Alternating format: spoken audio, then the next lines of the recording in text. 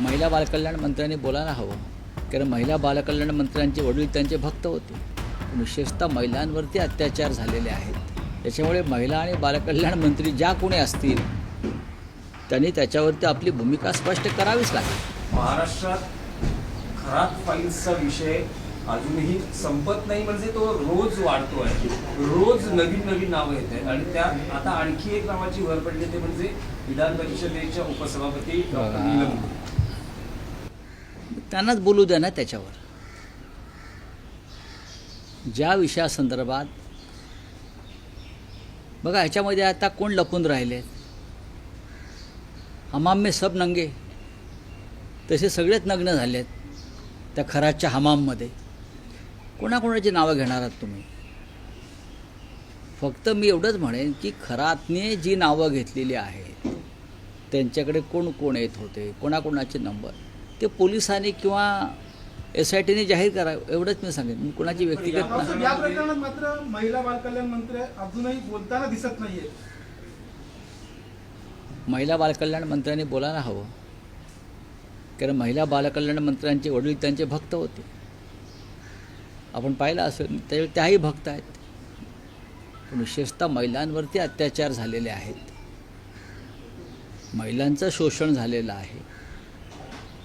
त्याच्यामुळे महिला आणि बालकल्याण मंत्री ज्या कोणी असतील त्यांनी त्याच्यावरती आपली भूमिका स्पष्ट करावीच लागेल. साहेब, या सगळ्या रडारवर दिसत आहेत दीपक केसरकर, कारण दीपक केसरकरांवर स्वपक्षीय आमदारांचाच रोष आहे. हे बघा की हा त्यांच्या विरोधात रोष आहे की अनेकांना त्यांनी त्या पण याच्यावरती मी कशा करता बोलावं, ह्याच्यावरती शिवसेनेनं कशा करता बोलावं, ह्याच्यावरती आम्ही बोलणं, मी तर बोलून ह्याच्यावरती महिला राष्ट्रपतींनी बोलावं. महाराष्ट्रासारख्या एका राज्यामध्ये इतकं मोठं कांड घडलेलं आहे. अशा वेळेला या देशाच्या राष्ट्रपतीपदी एक महिला आहेत. कालच राष्ट्रपती मथुरेला गेल्या आणि प्रेमानंद महाराजांचा आशीर्वाद त्यांनी घेतले. मी पाहत होतो, चांगली गोष्ट आहे. आणि प्रेमानंद महाराजांनी त्यांचा उल्लेख आपल्या राष्ट्रपती या धर्मात्मा आहेत असं म्हणाले. त्या धर्मात्मा जर असतील किंवा आहेत असं आपण मान्य केलं, सज्जन महिला आहेत तर त्यांनी महाराष्ट्रासारख्या राज्यामध्ये असंख्य महिलांचं जे शोषण झालं आणि त्याच्यामध्ये सरकार काहीतरी प्रमुख माहिती दडपते आणि अनेकांना वाचवण्याचा प्रयत्न करते.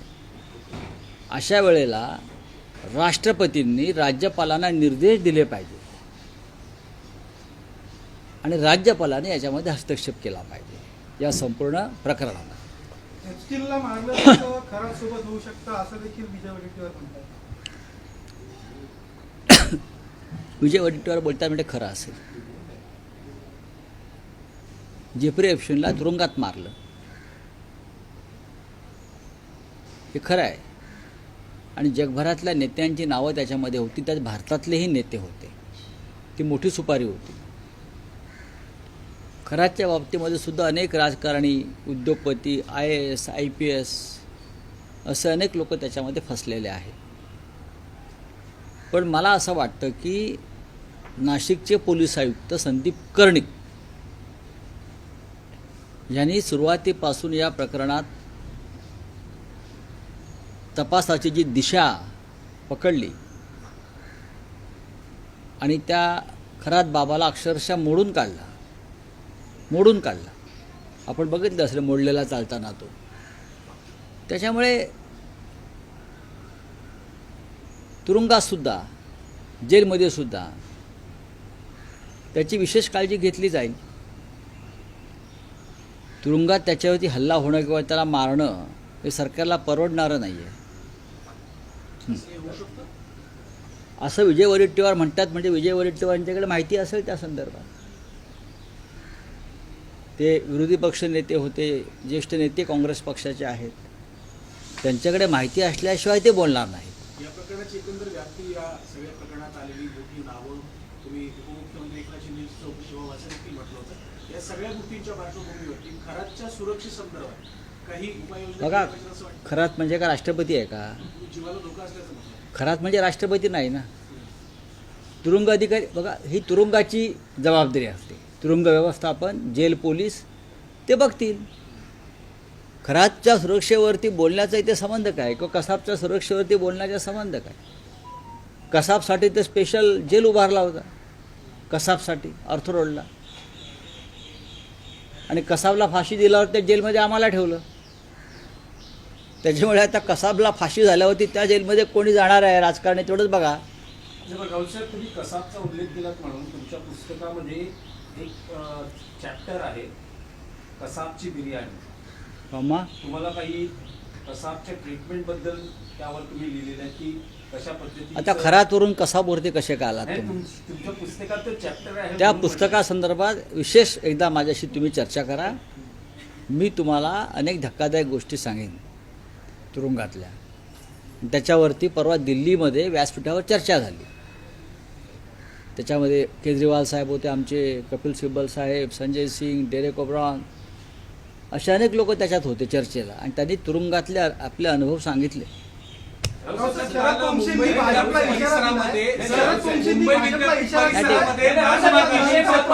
राऊत साहेब, एक अत्यंत महत्त्वाचा विषय आहे. महात्मा सध्या गांधींचे महाराष्ट्राच्या बंधू- राजकारणात शनिवारी मध्यरात्री झालेली एक बर्थडे पार्टी चर्चेचा विषय ठरली.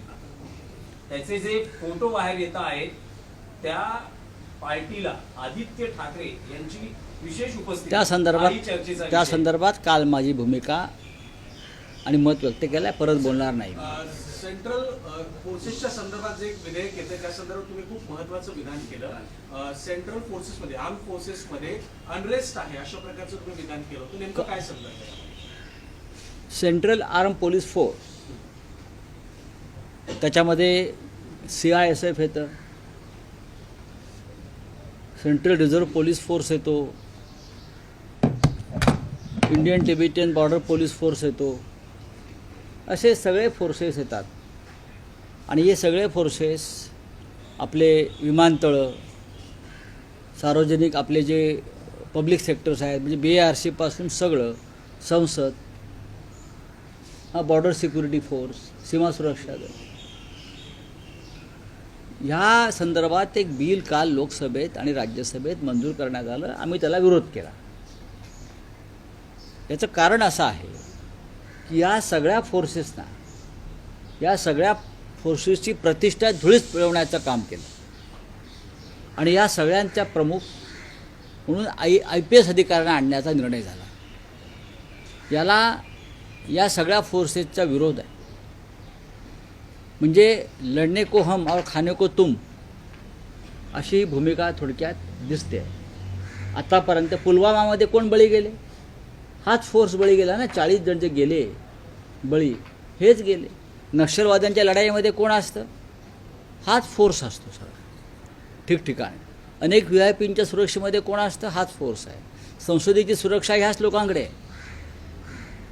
पण ह्यांच्यावरती आता ह्यांच्यामधून कोणी आता डायरेक्टर जनरल होणार नाही, DG होणार नाही, ॲडिशनल DG होणार नाही, प्रमोशन नाही त्यांना. तर ती सगळी प्रमोशन ही डेप्युटेशनवर येणाऱ्या IPSना मिळते. याच्यामध्ये त्या फोर्समध्ये असंतोष आहे. हा डिसिप्लिन फोर्स आहे, हा सशस्त्र फोर्स आहे. आणि जेव्हा अशा फोर्समध्ये असंतोष, अशांतता आणि अनरेस्ट निर्माण होते, तेव्हा दुर्दैवानं काही वेगळं घडू नये असा इशारा मी काल संसदेमध्ये दिलेला आहे, आणि तो योग्य आहे.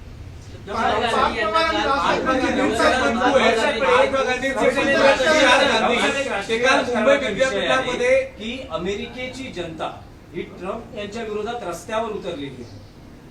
जे ट्रम्प आपल्या मोदींचे मित्र आहेत, ज्या या युद्धामध्ये आपल्या देशानं अमेरिकेच्या बाजूने, इस्रायलच्या बाजूने भूमिका घेतली, त्या ट्रम्पच्या विरोधात जनता रस्त्यावर उतरली. सगळ्या सांगतो, प्रेसिडेंट ट्रम्पला कोणी मित्र नाही. प्रेसिडेंट ट्रम्पने सगळे गुलाम नेमलेले आहेत, मांडलिक. प्रेसिडेंट ट्रम्पला कोणीही मित्र नाही. प्रेसिडेंट ट्रम्प गुलामांना नियुक्त करतो अनेक देशांमध्ये. अमेरिकेची जनता रस्त्यावर उतरली असेल तर त्या जनतेचं अभिनंदन केलं पाहिजे, त्यांच्या साहसाबद्दल, त्यांच्या धाडसाबद्दल, त्यांच्या मर्दानगीबद्दल. आणि भारतामध्ये भारतीय जनता पक्षानं जनतेला जी धर्माच्या अफूची गोळी देऊन बधीर केलेलं आहे, त्या बधिरतेतून जनतेनं बाहेर यावं. आणि इथे सुद्धा त्याच प्रकारची मनमानी, झुंडशाही सुरू आहे. लोकशाही खतम करण्याचे प्रयत्न सुरू आहेत. हे उघड्या डोळ्याने पाहावं आणि जागरूक व्हावं. रस्त्यावरती याआधीसुद्धा उतरून जनतेनं क्रांती केलेली आहे. मग स्वातंत्र्य चळवळ असेल, महाराष्ट्रातला संयुक्त महाराष्ट्राचा लढा असेल, जयप्रकाश नारायण यांच्या नेतृत्वाखालची दुसऱ्या स्वातंत्र्याची लढाई असेल, आणीबाणीच्या काळातली, उतरली आहे. पण गेल्या 10 वर्षामध्ये जनतेला नामर्द करण्याचं काम भाजपनं आणि त्यांच्या नेतृत्वानं केलेलं आहे, शंड केलेलं आहे. चला, थँक्यू. महात्मा गांधींचे बंधू सर, बोलिए. महात्मा गांधींचे बंधू हाँ, बोलिए आप. संजय ट्रम्प के खिलाफ उन्हीं के लोग रास्ते पे उतरे, उनका विरोध कर रहे हैं, आपको क्या कहना है? देखिए, अमेरिका में जो लोग सड़क पर उतरे हैं लाखों की संख्या में, लाखों की तादाद में, लगभग 1 करोड़ लोग, आंकड़ा दिया है 80 लाख, लेकिन 1 करोड़ लोग 3,300 शहर में सड़क पर उतरे हैं. लगभग 50 राज्यों में सड़क पर उतरे हैं. क्यों? ये जो तानाशाही चल रही है ना प्रेसिडेंट ट्रम्प की, तानाशाही, डिक्टेटरशिप, अथॉरिटियन शासन, उसके खिलाफ स्वतंत्रता चाहिए, लोगों को फ्रीडम चाहिए उनसे, प्रेसिडेंट ट्रम्प से, जो युद्ध कर रहा है ईरान से, कभी उससे जनता नाखुश है, असंतुष्ट है. और डेमोक्रेसी बचाने के लिए नो किंग, प्रेसिडेंट ट्रम्प तुम राजा नहीं हो अमेरिका के, no king and regime change की घोषणा करके जनता उतरी है. उसका स्वागत करना चाहिए. साहस है, हिम्मत है वहाँ की जनता में डेमोक्रेसी बचाने की. भारत की जनता को जिस तरह से धर्म की अफवाह की गोली देकर सुलाया है मोदी और उनके लोगों ने, अगर ये जनता जागेगी तो उनको पता चलेगा बाहर क्या चल रहा है.